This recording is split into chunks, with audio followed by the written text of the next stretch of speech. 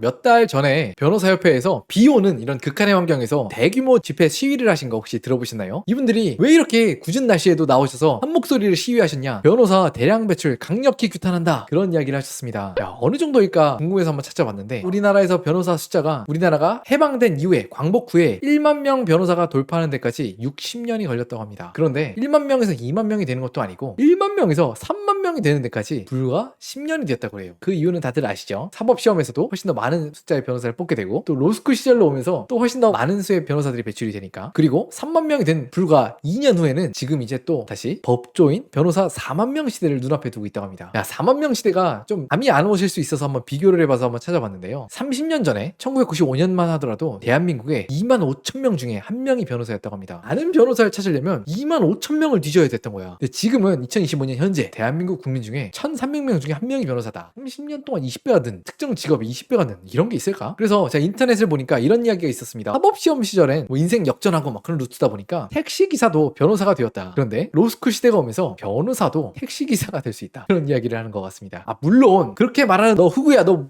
뭐 돼? 돈 많이 벌어? 라고 하실 수 있지만 당연히 저 쥐뿔도 없는 인간이고요. 우리나라에 있는 4만 명 변호사분 어떤 분보다 아마 제가 돈을 더 못 벌 겁니다. 30년 전에 변호사들은 좀 어땠냐? 전설을 보는 것 같죠? 한국에 변호사가 2,000명도 안 되던 시절엔 가만히 앉아 있어도 거의 일주일에 한 건의 수임 건수가 기록했다고 합니다. 실제로 1인당 변호사가 수임하는 건수가 1년에 53건이었다고 합니다. 그럼 53건이면 돈을 얼마를 벌었을까요? 궁금해서 한번 검색을 해봤는데 그 당시에도 평균 수임료가 한 300만 원에서 500만 원이었다고 해요. 400만 원을 1년에 한 55건 정도 수임을 받았다는 거니까 한번 계산해보면 매출이 한 2.2억 원입니다. 변호사가 경비라고 할 게 없잖아요. 그냥 뭐 명패만 갖다 놓고 책상, 의자만 갖다 놓고 뭐 사무 보조해주시는 분 한 분 뽑고 지금도 굉장히 영업이익률이 높은 비즈니스입니다. 지금만 하더라도 국세청에서 가이드라인으로 주는 단수 경비를 보면 변호사 사무실에 개인 사무실에 경비가 44%고 매출이 1억을 하면 평균적으로 5,500만 원 남는다. 그런 이야기잖아요. 30년 전에 인건비, 임대료, 전기, 가스비 모든 비용이 지금하고 비할 수가 없던 시대잖아요. 지금 뭐 사무 보조하시는 분들 모시려고 해도 한 인건비 월 300을 줘야 되는데 그때 당시로는 한 50만 원이면 구하고 막 그랬을 것 같은데 임대료도 막 몇십만 원 수준이었겠죠. 그때는 좀 과장해서 말하면 매출이 거의 이익이던 시절. 90년대 변호사는 연소득으로 한 2억 원 정도를 평균적으로 벌으셨을 것 같습니다. 95년대 2억 원이 어떤 가치를 지녔냐요. 1년 한 3개월 일하면 대치동 음마아파트, 국평, 청담 3위 아파트 이런 걸 살 수 있던 시대. 야, 그럼 10년 일하면은 뭐 한 8채 사는 거야? 지금 몇 년 걸리려나? 한 40년? 그런 생각이 좀 드는데 어쨌든 이렇게 매출의 근간이 되었던 수임 건수가 90년대 중반엔 한 주에 하나보다 더 많았다고 하면 변호사가 2배가 넘게 뛰자 물론 이게 소송 건수도 인구가 살짝 증가하면서 늘어나고 뭐 경제도 복잡해지면서 뭐 소송도 늘어났겠죠. 그런데 늘어난 공급 앞에 장사가 없었습니다. 수임 건수가 53건에서 40%가 준 거죠. 05년에서 또 한 8년 정도가 지나자 34건에서 24건으로 줄어들었습니다. 역시 변호사 숫자가 늘어버리니까 뭐 한국 사회가 막 구조적으로 막 달라지고 사람들이 더 소송을 안 하고 그런 거 없잖아요. 그리고 2013년에서 가장 또 최근에는 어떤 거 같습니까? 1년 평균 수임하는 건수가 14건으로 줄었다고 하는 겁니다. 근데 충격적이게도 30년이 지났는데 수임 가격이 거의 변하지가 않았다고 해요. 한 달에 수임 가격이 300에서 400만 원 정도가 거의 업계 최저에서 한 평균치라고 하는데 5천만 원, 6천만 원 경비율이 절반이라고 하니까 개업 변호사 한 분당 가져가시는 금액이 3천만 원 정도라고 하는 건데 이 정도로 불과 30년 만에 빠르게 산업이 힘들어지고 경쟁이 빡세지고 하다 보니까 이렇게 나와서 바쁘신 시간에 비드 맞아가면서 시위하는 게 좀 이해가 가는 좀 대목이긴 하죠. 근데 이렇게 말하면 또 이렇게 생각하시는 분도 계십니다. 어휴 또 밥그릇 싸움 한다 흑우야. 쟤네 시위하는 거 죄다 밥그릇 싸움이야. 한국 변호사 절대 안 많아. 아직도 적고 오히려 더 늘어야 돼. 이렇게 생각하시는 분들이 계시는데 뭐 그런 분들이 보통 말씀하시는 게 이런 자료를 좀 가져오십니다. 인구 1만 명당 변호사 수가 미국은 38명, 영국 22명, 독일 19명인데 한국은 아직도 5명밖에 안 된다. 아직 너무 적다. 이렇게 말씀하시는 분들이 계시죠. 물론 이 지표는 약간 논쟁적인 측면이 있습니다. 우리나라는 약간 되게 변호사가 적던 시절에 변호사의 업무를 조금 쪼개서 이분들이 하고 저분들이 하고 하실 수 있도록 변리사, 법무사, 노무사 이런 유사 법조 인력들이 있기 때문에 이 숫자들을 같이 봐야지 그냥 변호사로만 보면 공정한 올바른 비교가 안 된다라고 생각하시는 분들이 계세요. 내가 궁금해서 한번 찾아보니까 미국에는 2024년 1월 기준으로 130만 명의 활동하고 있는 변호사가 있다고 합니다. 변호사 유머가 굉장히 유명하다는데 군 중에 돌을 던지면 변호사가 맞는다. 그런데 또 이렇게 생각하시는 분들이 있습니다. 변호사 수가 절대 숫자도 중요하지만 한국은 진짜 소송의 나라다. 한국이 GDP당 소송 건수가 이렇게 많다. 미국, 영국보다 많아? 일본하고는 거의 비교도 할 수 없는 수치죠. 20배가 많아. 우리나라에서 화나면 하는 말 있잖아요. 야 법대로 해 법대로.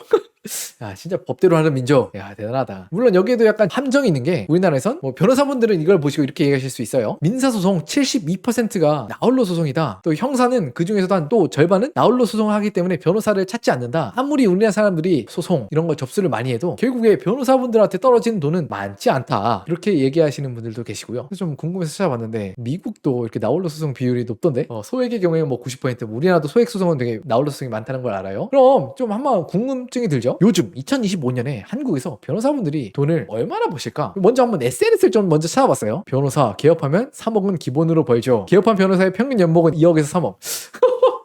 이 정도 잘 벌어? 또 하나 좀 재밌는 걸 한번 찾아봤는데 로스쿨 출신 로펌 변호사 노곤하네요. 좀 자랑하는 거죠. 자기 월급 명세서를 좀 찾아봤는데 지급 금액이 한 달에 2,600만 원이야. 오, 이게 말이 되나? 아, 물론 키보드를 잡으면 내가 뭐 재벌이고 뭐 대단한 사람이고 뭐 어떻고 뭐 전문가고 교수고 하기 때문에 이게 인터넷에 올라와 있다고 다 이게 정답이 아니고 사실하고 합치하지 않을 수 있어요. 좀 궁금해서 한번 정확한 국가에서 발간한 지표를 한번 찾아봤습니다. 변호사들은 돈을 얼마나 많이 벌까? 주요 전문직 사업소득 평균, 그러니까 이게 직장에서 병원에서 뭐 월급을 받는 의사 아니면 로펌에서 월급을 받는 변호사 이런 게 아니라 딱 각자의 이름을 걸고 사업하시는 분들 위에 좀 찾아보니까 의사, 회계사, 세무사 그 쭉 아래 평균 소득이 0.3억, 중위사업 소득이 평균적으로 중위값으로 3천만 원 번다고 합니다. 이게 말이 되나 싶은데 국세청에서 전달하고 의원실에서 나온 자료예요. 무려 평균은 7천만 원이라고 하는데 고등학교 때 통계 시간에 배우잖아요. 평균이 월등하게 높으면 약간 그런 거죠. 뭐 노스캐롤라이나 대학교 지질학과 졸업생 평균 연봉 3억. 왜냐하면 마이클 조던이 졸업했기 때문. 이런 것처럼 극상위권에 있는 숫자가 하드캐리하고 대부분의 사람들은 못 벌기 때문에 약간 이렇게 지표가 나온 것 같은데, 야, 연 3천만 원이면 진짜 약간 충격적이다, 안 그래요? 그런데 약간 충격적이어도 돈도 이렇게 잘 못 버시는데 전문직 평균 소득 증감률, 그러니까 10년 동안 평균으로 해서 얼마나 상승하고 있냐. 1년에 수의사들이 1등을 했어요. 10년 동안 평균적으로 12%. 와, 역시 애를 안 낳고 대신 그 자리에 반려견을 대체했다는 뉴스 기사를 좀 자주 보는 것 같은데, 의사 8%, 노무사 8%, 그 아래 변호사 0%, 법무사 마이너스 1.8%. 변호사분들하고 법무사분들하고 어떻게 보면 업무 영역이 많이 겹치기 때문에 거의 같이 가는 것 같은데, 10년 동안 소득이 0% 됐으면, 물가가 2, 3% 상승했으면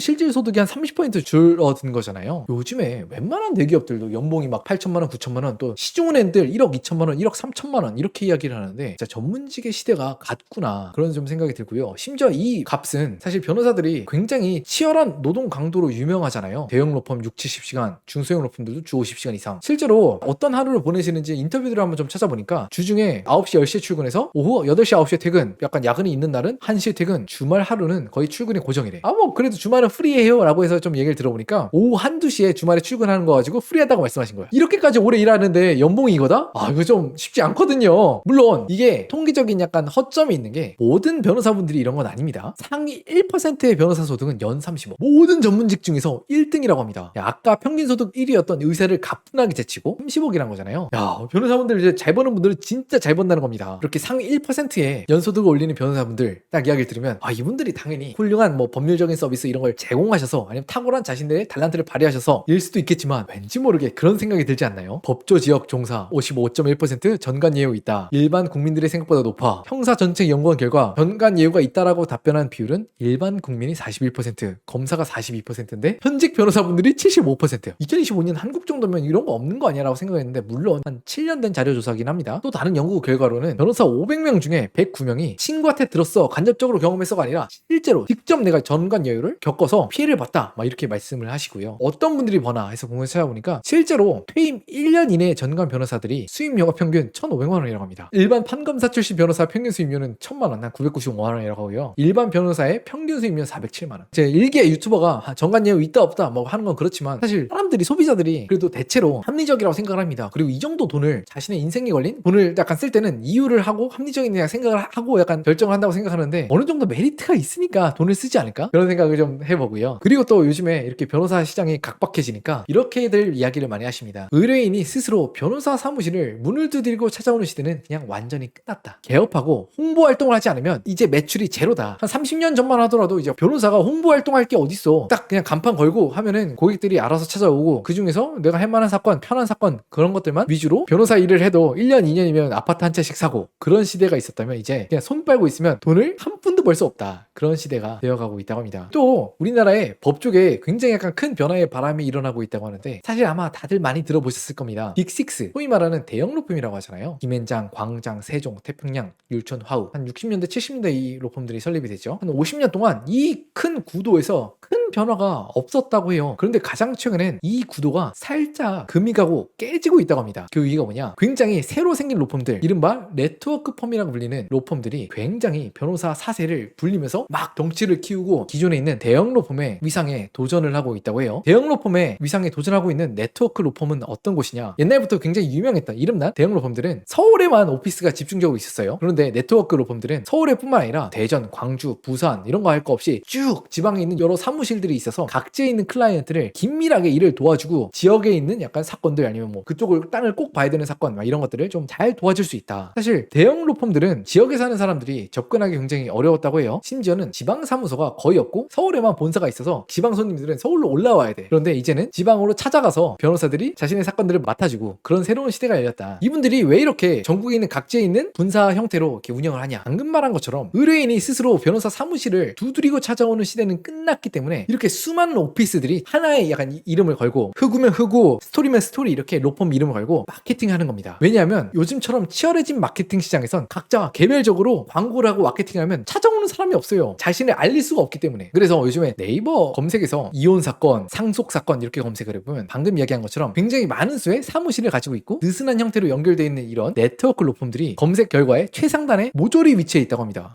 마케팅 비용을 도대체 얼마나 많이 쓰길래 이렇게 다 파워링크, 네이버 검색 광고를 다 장악했지? 진짜 놀라실 것 같은데요. 제가 찾아본 바에 의하면 한 네트워크 로펌 하나가 네이버에만 집행하는 마케팅 비용이 약 250억이라고 합니다. 네이버에서만, 또 인터넷에서만 쓰는 마케팅 비용이 전부는 아닐 거 아니에요. 그래서 우리가 교대역, 강남역, 삼성역, 지하철에 가보면 죄다 이렇게 변호사 광고들로 덕지덕지 도배가 돼 있어. 한 10년 전만 하더라도 변호사 광고라고 하면 딱 교대역 정도에만 있었죠. 20년 전, 30년 전에는 누가 어떤 로펌이 이렇게 마케팅비를 썼겠습니까? 마케팅비 나가는 것도 없이 다 변호사분들 영업이익이었겠지요. 그래서 어쨌든 새로운 시대에, 경쟁 시대에 마케팅비에 적응하기 위해서 이런 네트워크 펌들이 생겼고요. 이에 반해서 중소형 로펌들은 정말 죽어나가고 있다고 합니다. 온라인 마케팅 비용의 특징이 뭡니까? 월 500만 원, 1000만 원 이상 임계점을 넘기 이전에는 거의 의미가 없습니다. 검색 광고에서 뭐 18번째로 노출되는 게 어떤 의미가 있나요? 저희는 딱 첫 페이지 보고 아니면 그냥 쓱 지나가잖아요. 그런데 현실은 개인 소형 변호사들의 로펌들의 마케팅 비용을 설문조사해 보니까 한 달에 100만 원 이하로 쓰시는 분들이 54%라고 해요. 요즘 세상에선 이렇게 쓰시면 거의 약간 고객들이 못 찾아오실 텐데 어쩔 수 없으시니까 이렇게 결정을 하시겠죠.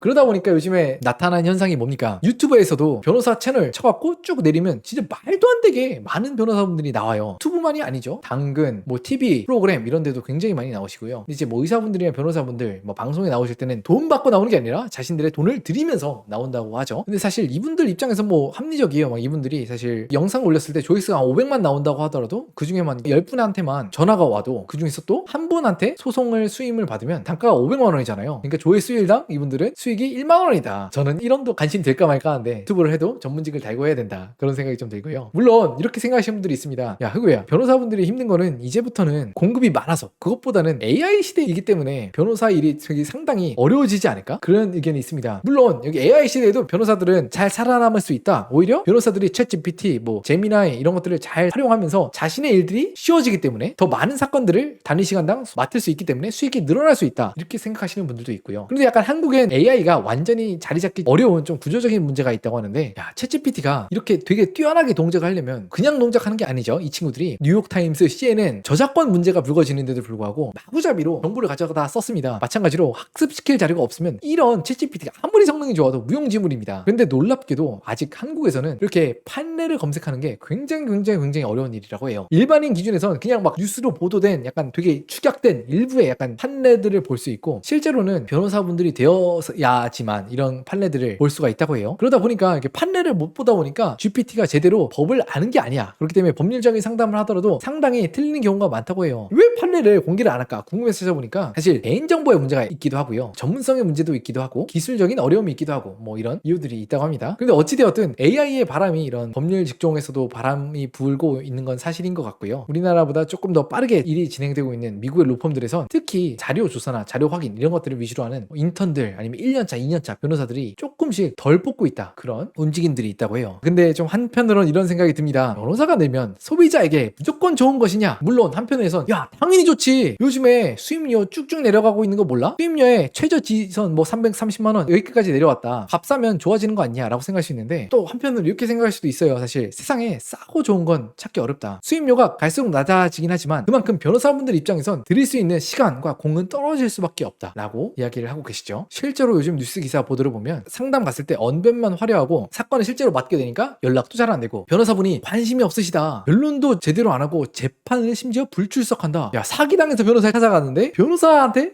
사기당하는 약간 요즘에 이런 모습들이 굉장히 많이 늘고 있다고 합니다. 그냥 뉴스 기사만 이렇게 보도가 되는 게 아니라 실제로 소비자 보호원에서 법률 서비스 피해자 접수 현황을 보면 한 5년 전보다 지금 6배 가까이 변호사 관련 민원이 쭉 늘어나고 있다고 합니다. 놀랍게도 한 5년 6년 전에 변호사 서비스에 대해서 불만을 가졌던 고객들이 거의 없었으나 지금은 이게 폭증하고 있는 추세죠. 근데 놀라운 점은 어떤 로펌들이 이런 소비자 보호원 접수가 됐나 또 지표들이 있어서 찾아봤는데 특정 로펌들이 집중적으로 소비자 불만을 받았어요. 물론 약간 제가 로펌들이고 법적인 이슈가 있기 때문에 제가 가렸습니다. 혹시 궁금하신 분들이 있으면 인터넷에 한번 찾아보세요. 총 300건이 됐는데 전국에 있는 모든 로펌 중에서 50건의 피해 구제 접수를 받은 건 뭐야? 어떤 케이스가 어떻게 불만을 가졌냐 좀 궁금해서 찾아보니까 그 일부 로펌들이 이렇게 광고를 했대요. 아 우리 로펌에 오시면은 정관분이 그건 되게 유명한 변호사가 케이스를 맡아서 잘해주십니다. 승소율도 아주 높아요 라고 했으나 실제로는 유명 정관 변호사 이런 것들은 그냥 마케팅용이었고요. 일반 뭐 1년차 5년차 되게 전년차 변호사들이 수많은 시간과 일을 갈려나가는 그런 변호사들이 내 일을 맡았다. 이런 유명 정관 변호사는 한 번도 못 봤다. 그런데 또 한편으로 놀라운 점이 소비자 보호원 구제 신청 접수를 한번 좀 살펴보니까 김인장, 광장, 세종 이런 전통적인 대형 로펌은 단 한 건의 소비자 보호원 접수가 없었다고 합니다. 매출 대비로 보면 이런 대형 로펌들이 일반 중형 또 소형 로펌들보다 압도적으로 높을 거잖아요. 그런데도 오히려 구제 건수는 훨씬 적거나 아예 없었다. 정말 약간 놀라운 결과라고 생각이 드는데 그런 생각이 들죠.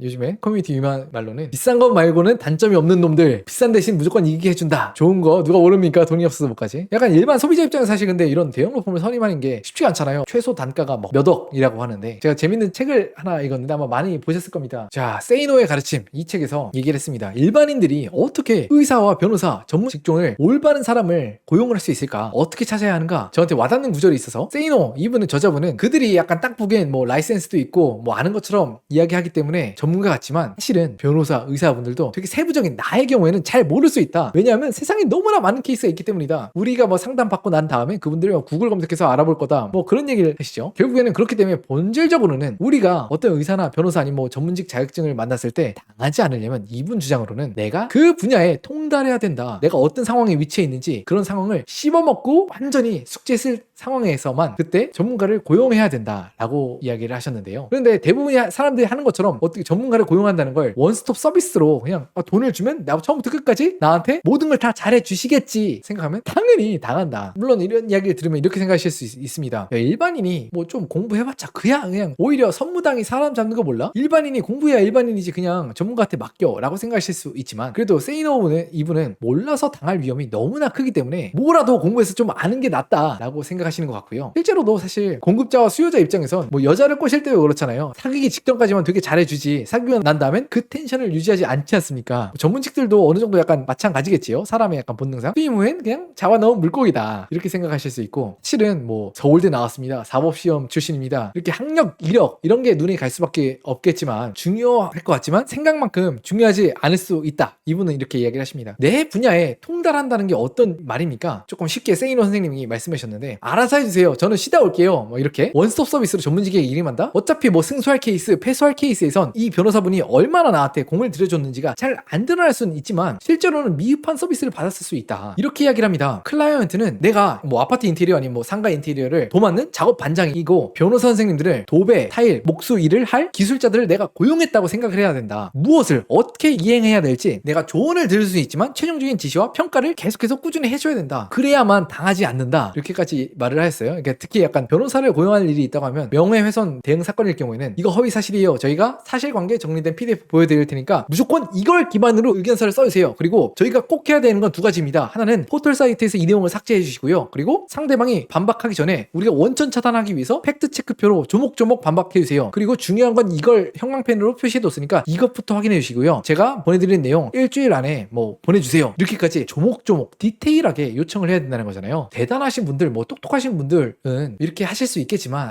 이게 소비자분들은, 저 같은 사람은 하루 벌어서 하루 먹고 살기도 어려운 사람이기 때문에 이렇게 하기가 좀 쉽지가 않을 것 같은데, 이렇게 하면 좋다는 거 누구나 알고 있지만 사실 못하는 사람들, 못하는 상황에 있는 사람들 되게 많지 않습니까? 그거에 대해서 조금 이야기를 한 내용이 있어서 한번 가져와 봤는데, 지금으로부터 한 50년 전 진짜 경제학계의 대거두죠, 신자유주의를 대표하는 밀턴 프리드먼 선생님이 미국에서 당시에 굉장히 뜨거웠던 의사 면허 논쟁에 있어서 한마디를 했습니다. 이분은 되게 우측에 있으신 완전히 자유주의를 숭상하시는 분이기 때문에 약간 과격한 주장을 해요. 물론 이분도 이거를 진짜로 실행할 거다라고 생각해서 얘기하는 건 아닐 거야. 그러니까 주장하는 사람이 그래도 이쪽에 한 명은 있어야 뭐 이쪽이랑 약간 토론이 되니까 이렇게 얘기를 했을 거예요. 이분의 생각이 제 생각은 아닙니다만 이렇게 이야기를 했어요. 라이센스? 그거 다 밥그릇 지키기 싸움 아니냐. 라이센스가 발급이 늘어난다고 해서 뭐 의사협회에서 주장하는 것처럼 뭐 과잉 진료가 늘어나고 덜 떨어진 사람들이 뭐 의사가 되기 때문에 서비스 질이 떨어진다는 그 과학적인 증거를 제발 제시를 해라, 말로만 하지 말고 라고 얘기했습니다. 이분의 중심적인 생각은 뭐냐, 어차피 아예 그냥 의사나 변호사 이런 자격증이 아예 없는 세상이 오더라도 세상은 문제없이 굴러갈 것이다. 아니 그럼 우리 사회에서 이게 라이센스를 발급하고 자격증 주고 면허증을 주는 게 뭐야. 이분 밀턴 프리드먼 선생님은 이렇게 얘기했습니다. 고객들은 여전히 브랜드를 보고 어떤 서비스를 받을지 평가를 한 다음에 전문가를 선택할 것이다. 전문가를 선택할 때 아주 많이 알고 있지 못하더라도 브랜드를 보고 선택한다. 그리고 그 브랜드는 당신의 아주 높은 브랜드, 고결한 브랜드를 유지하기 위해서 엄격한 기준으로 전문가를 뽑고 평가할 것이다. 우리는 심장 뭐 외과 수술 아니면 뭐 당뇨병 이런 거 할 때 그 선생님이 어떤 우리한테 서비스를 주는지 그 자체 서비스도 평가하기 어려울 뿐더러, 그런데 그냥 삼성병원, 세브란스 병원, 서울대병원 이런 데 가면은 웬만한 좋은 서비스를 받겠지. 왜냐면 이런 큰 병원은 잘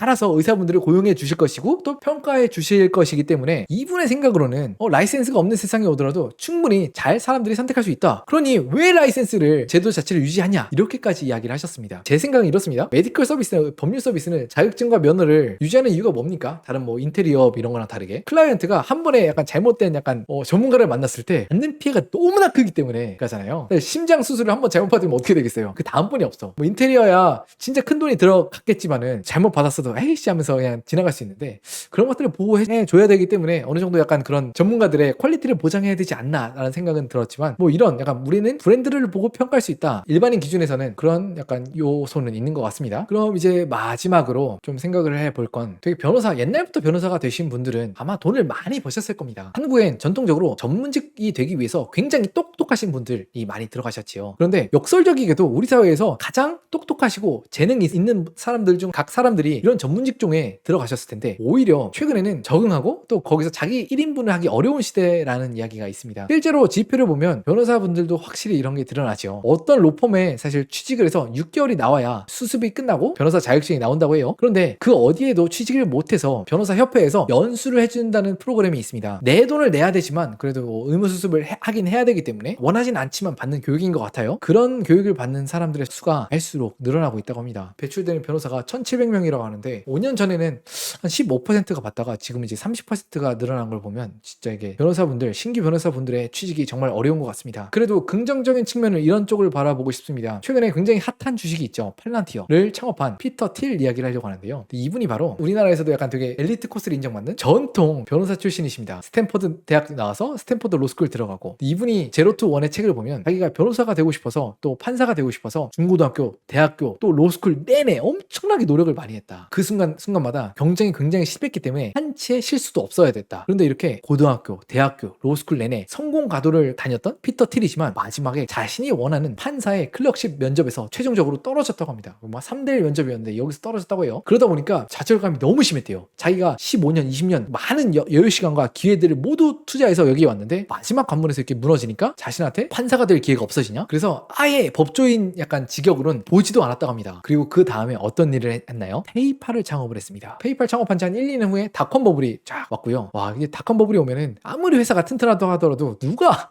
이런 회사에 투자를 하겠어요? 같이 있는 일론 머스크와 1대1 X와 합병을 해갖고 겨우 살아남았고, 아시다시피 이런 금융 비즈니스가 규제 산업이잖아요. 와, 이런 과정 속에서 계속해서 이런 법적인 약간 지식들이 도움이 됐을 텐데, 이후로는 VC를 창업을 해서 무려 그래서 페이스북의 외부 첫 번째 투자자가 돼서 지금은 한국 돈으로 1000조 원에 육박하는, 지금으로 치면 한 70조 원에 육박하는 주식을 한 7, 8억에 취득을 했다고 합니다. 그 정도로 약간 상징적인 약간 성공을 거뒀고요. 또 그 이후로는 팔란티어를 창업을 했죠. 팔란티어를 창업을 했을 때도 심지어는 이전에 배웠던 그런 법률적인 지식이 도움이 되었다고 하는데, 다들 아시다시피 팔란티어는 군사용 프로그램, 소프트웨어를 또 정보 기반 시설들을, 약간 인프라들을 제공하는 회사라고 하는데, 미군하고 소송을 했대요. 야, 너네들 되게 구대기 정보들을, 시스템들을 쓰는데 스스로 개발하지 말고 외부한테 맡겨라. 법적으로 있지 않냐, 그런 근거들이. 만약에 외부에서 더 싸게 더 좋은 것들을 조달할 수 있다면 외부에서 이용을 해야 된다. 근데 이게 쉽지 않은 결정이었던 게, 어떻게 자신의 미래의 잠재적인 고객이 될 회사하고 소송을 합니까? 아마 이게 법조인 백그라운드 있었기 때문에 당당히 결정할 수 있지 않았을까 싶은데, 제가 생각했을 때 우리나라에서도 약간 그런 약간 바람이 불면 좋지 않을까 생각을 해요. 아직까지 변호사분들이 아직도 너무나 많이 로펌에 많이 취직을 합니다. 로스쿨 나왔으면 로펌에 취직하는 게 당연한 게 아니야 라고 생각하실 수도 있지만, 사실 법이 필요로 하는 산업이 법률 사무소만이 아니잖아요. 요즘에도 AI가 우리나라에서도 이제 미국과 경쟁을 하기 위해서 수많은 회사들이 투자를 받고 설립되고 경영되어 오고 있는데, 이런 회사들에서도 충분히 법률적인 문제가 굉장히 중요하게 다뤄질 것이라고 생각을 합니다. 그렇기 때문에 이제 법조 시장이 무너졌다고 해서 쪽에서만 기회를 찾는 게 아니라, 앞으로는 또 성장하는 사업, 잘 될 산업 이런 데 찾아서 들어가면 또 좋은 기회가 있지 않을까 생각을 하고요. 요즘엔 또 수많은 전문직들이 이전보다 안 좋아졌다는 이야기를 하면서, 연봉을 받아서 인생을 고칠 수 있는 시대가 아니다 라는 약간 믿음이 팽배한 것 같지만, 사실 또 한편에 보면 매일같이 이런 뉴스 기사들이 나옵니다. AI 전문가가 뭐 제대로 된 약간 박사학위를 받았으면 연봉 10억을 받는다. 또 아니다, 챗GPT 같은 회사는 학사 출신도 10억 넣는 경우가 흔하다. 이렇게 임금 노동의 종말이 아니다. 그냥 게임의 룰이 바뀌었고 산업에서 요구하는 특정 전문 지식을 가져가면